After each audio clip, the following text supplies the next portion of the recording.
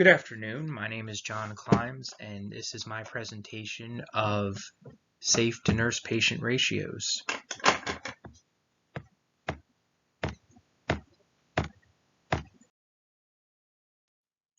So the objectives I like to go over are discussing what is considered a safe nurse-to-patient ratio in all settings of healthcare. As we know, there's many different professions in healthcare, nursing in general. You have your med-surg nurses, you have your ICU nurses, you have your home health care nurses, mental health nurses. All of them should have their own nurse-to-patient ratio. Second objective is I like to explain the effects of burnouts on nurses when handling unsafe nurse-patient ratios. There are effects of physical, mental, and emotional health that can happen to nurses when handling a high patient assignment and a high workload. And the third objective I'd like to go over is showing the benefits in budgeting when having proper staffing and equipment needed for safe and effective patient care. Believe it or not, most organizations, they don't realize they can actually save quite a bit of money when dealing with better nurse-patient ratios, as the money is saved through the patient outcomes. So here's a little introduction for my presentation. Nurses throughout history have been known as the front line of patient-centered care. However, there are countless overworked nurses throughout the country. One of the main reasons for this is due to unsafe nurse-to-patient ratios. This puts patients at potential harm's way and does not reflect the quality, safety, education of nurses' competencies. As we all know, these competencies are patient-centered care, teamwork, collaboration, evidence-based practice, quality improvement, safety, and informatics. The two I like to go over in this presentation are quality improvement and safety. Now, one of the biggest factors in recent history that has challenged the staffing was the COVID-19 pandemic. COVID-19, I found this quote actually from an article written from the International Journal of Medicine, and it stated that COVID-19 illuminated both progress and lingering gaps in patient safety and quality over the past 20 years, since deep gaps in patient care and quality and safety became public knowledge. So I thought that was interesting, that how, despite the fact we went through all of this protection of the patients and nurses and everything like that, but we really didn't actually go over the fact that all this workload that was given to all these nurses, despite the pandemic we were going through, actually harmed some patients more than took care of them. So in regards to safety and quality improvement, these are two quotes from two different articles regarding the blue is about safety and the purple is about quality improvement. So the blue states several studies have demonstrated the association between nurse staffing ratios and patient safety, documenting an increased risk of patient safety events, morbidity, and even mortality as the number of patients per nurse increases. So basically what that is saying is the higher the ratio has been for nurses, the higher the risk of mortality of patients. So failure to resuscitate or even just death in general. The purple, showing quality improvement, states the higher the number of nurses within a patient assignment in accordance with the criterion based on the California mandated ratios, the lower the nurse burnout and job dissatisfaction. The lower the chance of nurses reporting that their workload causes them to miss alterations in their patients' conditions, and less likely the nurses are intent to leave their job. So basically what that is saying is the higher the nurse workload, the more likely that nurses are not going to see their patients deteriorate. So as I'm sure most people know, nurses in a med-surg or LTAC like I work in, every day we do a full head-to-toe assessment on all our patients.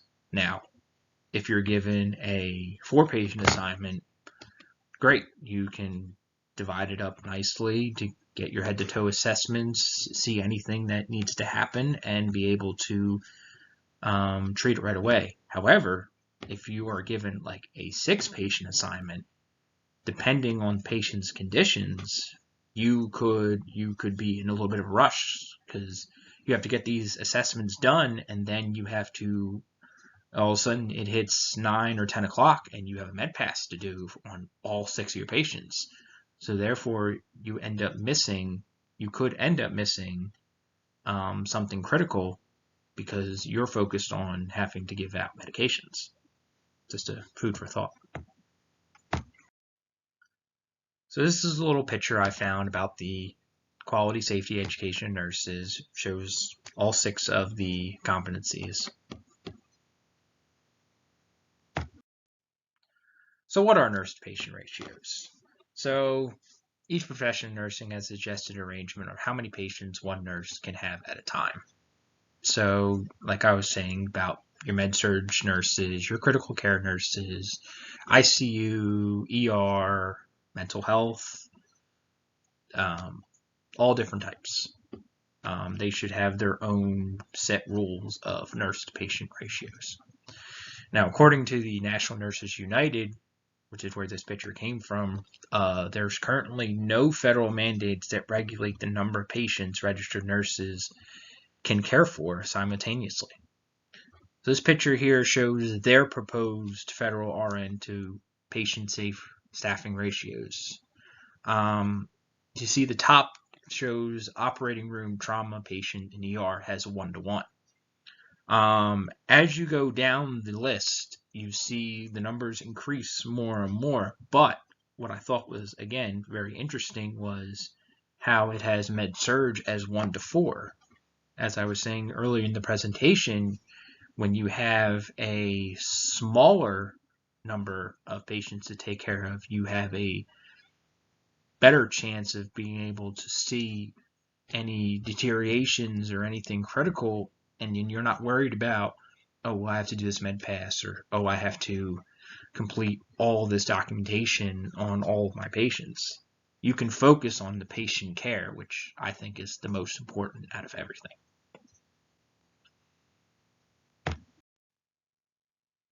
So nurse-to-patient ratio regulations currently. Actually, recently, last year, on May 11th, 2021, Congress Senator Sherrod Brown of Ohio introduced the Nurse Staffing Standards for Hospital Patient Safety and Quality Care Act. Currently, this is still only a bill and has not been approved or anything of that nature yet, but it's in the works. Right now, as I stated before, there's no federal laws that establish any standards in number of patients assigned for each nurse. However, there are 16 states currently have addressed nursing staffing hospitals through either laws or regulations, but these laws regulations only state that hospitals have to just report what kind of staffing they have or what kind of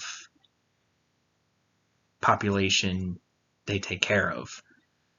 Doesn't necessarily mean they have to have a set number, but they have to have a set amount of staff employed in general. So they could have like 40 nurses hired, but the company can state, well, we only want 7 to work this day, or so on and so forth. And as I stated before, California is currently the only state with mandated nurse-patient ratios.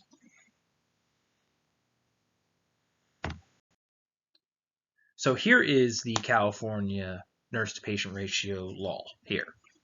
As you see here in the picture, it shows kind of the same thing that the National Nurses United recommendations are, but there are some differences. As you can see down at the bottom here, medical surgical has 1:5. Now, the National Nurses United's federal suggested is 1:4. So, again, I thought that was interesting. However, as you go down, there's some more specifics that you see. So you have your ICU is 1 to 2 versus your step downs 1 to 3. Your psychiatry, as you see down at their bottom, is 1 to 6. Now, I thought that was interesting because usually in psychiatric facilities, I've actually worked in a psychiatric facility before. I've worked in a couple actually, where they don't ever see the ratio for nurses in there as a set number per se, due to the fact that they feel they have techs that are locked on the unit with them. So the techs can also take care of the patients. However, nurses can only do, the techs can only do within their scope of practice. Nurses still have to administer the medications. Nurses still have to do the initial assessment or the actual assessments. Nurses have to do the discharges. Nurses have to do the chartings. I mean, that can be a lot of work.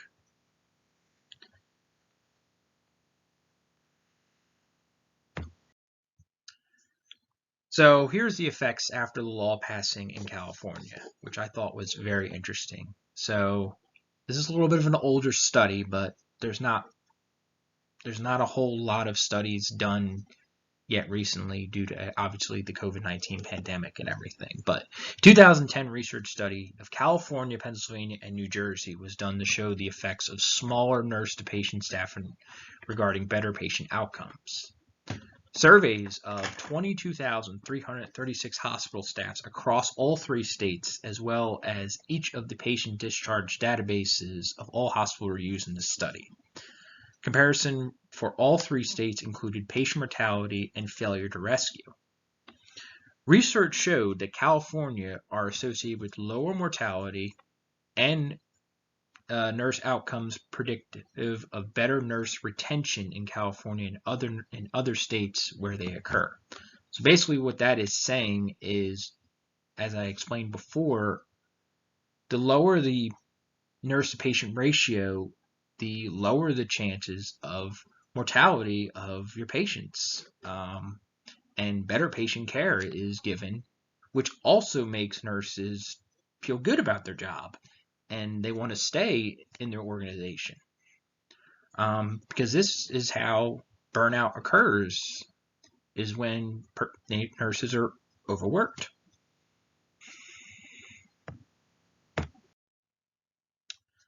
So here's another article I found about how COVID affected nursing staffing. So as I was telling you about that California law, actually during COVID, a lot of hospitals in California bypassed that law due to the fact that they just had a high number of patients infected with COVID, and they didn't have enough nurses to take care of all these patients.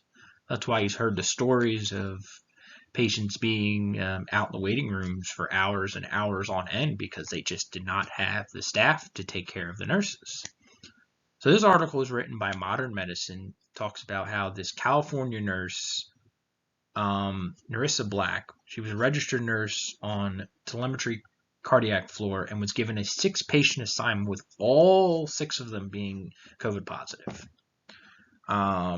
She talked about how because of this assignment, she was only able to focus on the medications and maybe bed sores, for turning patients Q2 hours. But other important things such as oral cares got missed, certain assessments got missed, just basic hygiene stuff got missed. I mean, that's just unfortunately the animal of when you don't have enough staffing and to take care of these very, very sick patients. So here's a nice little chart of showing what happens to nurses and patients regarding a heavy workload. So here's the chart here. It says impact on nurse, less time resulting issue bypasses safety protocols and incomplete communication.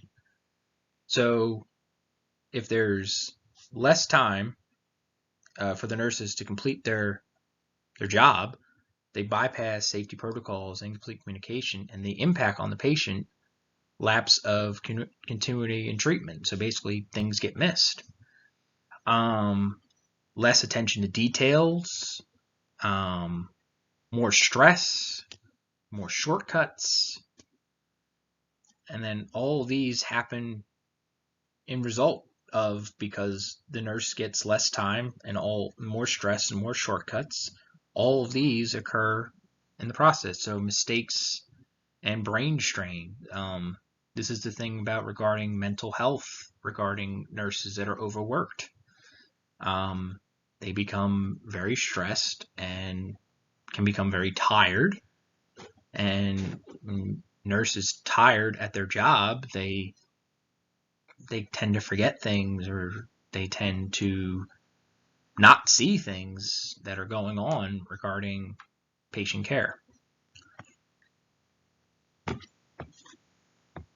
And also over here, it has more of medical errors, risk for infections. You could have a medication error in general of over or under medicating. So like you accidentally pull out too much of a medication, such as a blood pressure medication, and then you have a risk of a patient going hyper or hypotensive. So here is a nice little chart of nurse burnout. So nurse burnout is a reduced amount of energy a nurse has while doing their job. Basically, if a nurse is overworked, they get tired.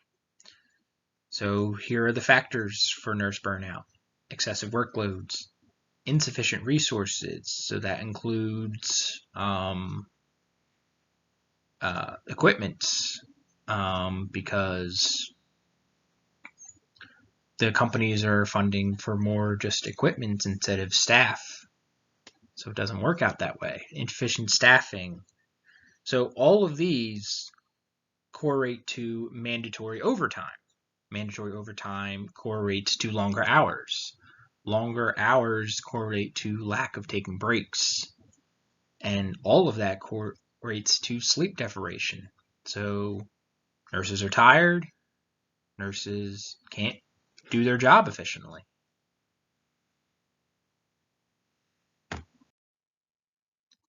So the effects of patient care related to nurse burnout. So because a nurse is burned out, you've increased the risk of patient safety. You've increased the risk for for falls, more medication errors, and also a negative patient experience. So basically when a nurse is overworked with a high workload, they come into a room and they say, "Hi, my name is such and such, and I'm your nurse," and then they don't see them for like 4 hours. The patient probably feels neglected.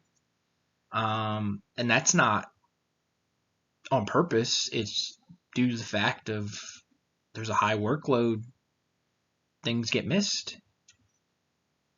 And that relates to now poor quality of care is given to the patient. So if the patient feels neglected, then the patient's not going to be open to talk to the nurse if the nurse comes in, because the patient's going to feel like the nurse doesn't care. In reality, they do care.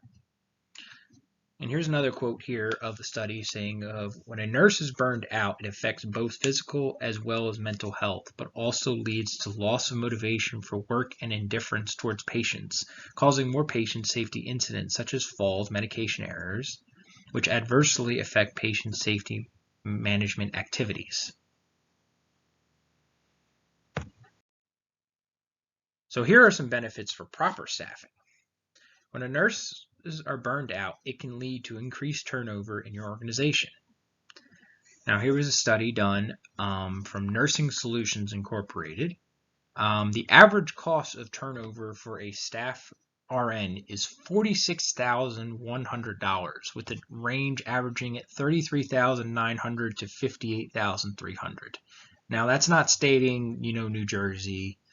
I'm well aware of what average New Jersey nurses make, but I just thought that was interesting how much it would cost for just to get one nurse back from losing another. Having safe staffing promotes better patient care and reduces the amount of hospital-acquired pressure injuries, medication errors, and falls of patients.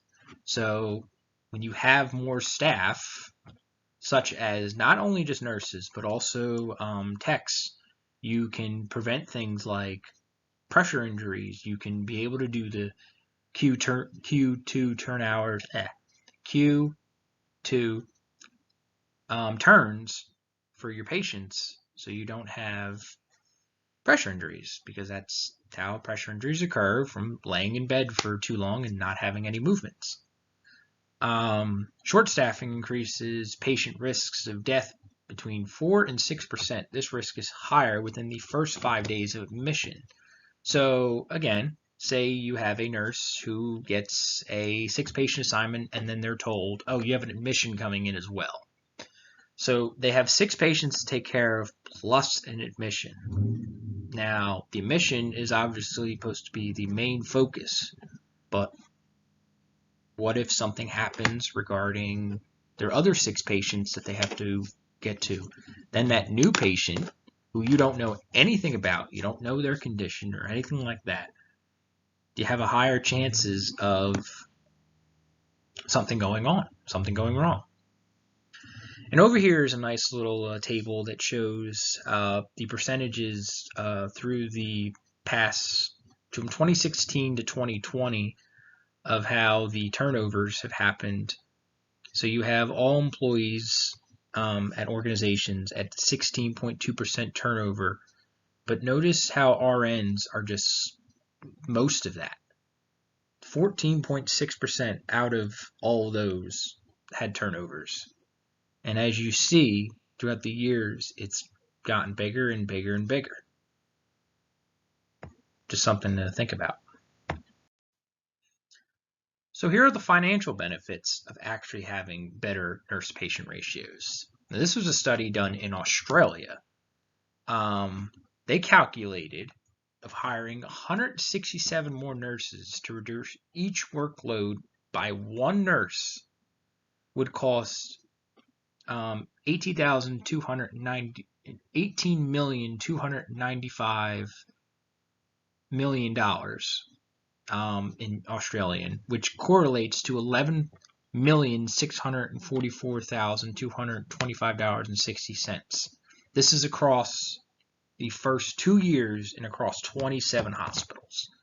So if you want to do the math on that, I mean, it's a decent amount of money saved if you try to reduce all of that, because if you look down here at the bottom here, preventing readmissions and reducing the length of stay for patients results in approximately a savings of $38,336,336.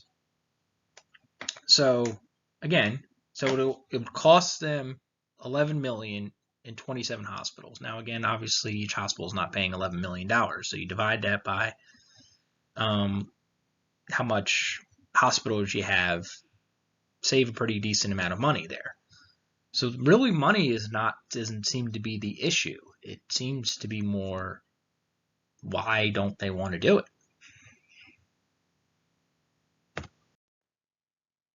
So here's some solutions for staffing and healthcare organizations. Money saved in reduced admissions and hospital stays for patients can be invested in nursing staff. So the money that I just talked about, saving all of that money, can be used to, improve their benefits package, or give them more PTO, or give them some sort of incentives to stay in the organization. I mean, the bottom line is you need nurses in your hospital, and I'm not saying you should bend over completely for them, but at the same time, treat them like they matter. in my opinion.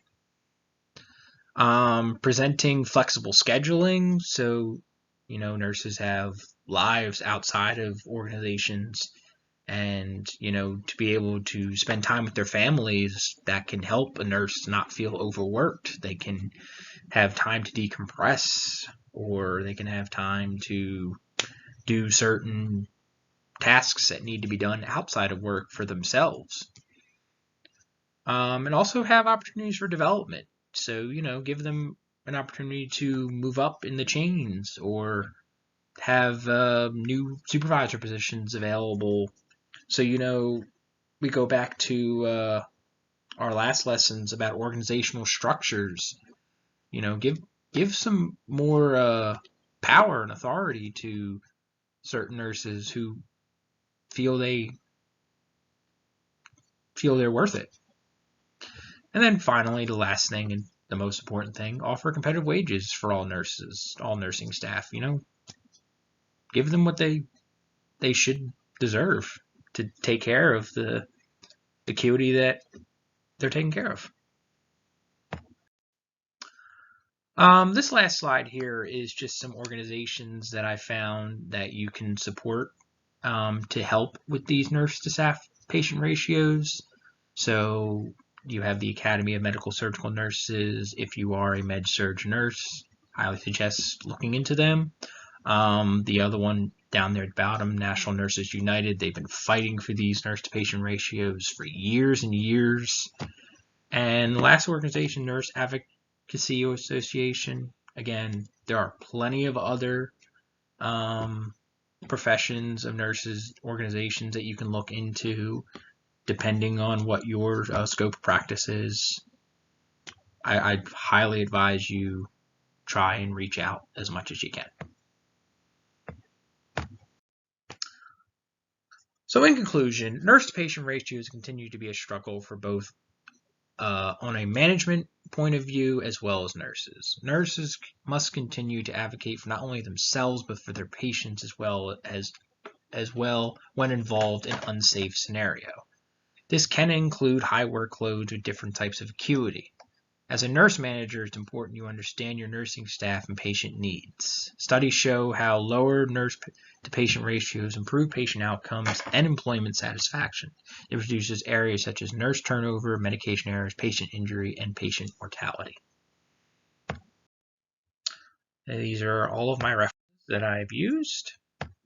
And I thank you for listening to my presentation, and I hope you guys have a wonderful day.